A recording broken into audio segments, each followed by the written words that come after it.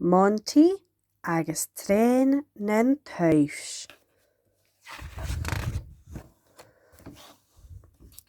Seo Montaidh.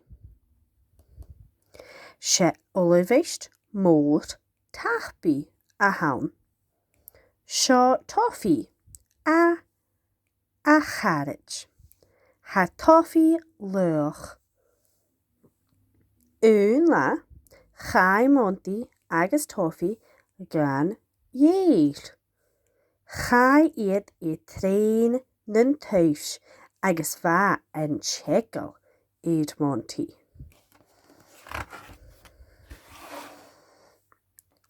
Seall an daimhinn ealaí thuairt tofií.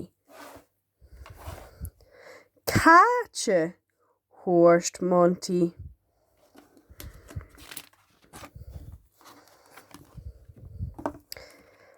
Seall an cnaimhneach thuairt tofií. Caite thuairt Montaidh.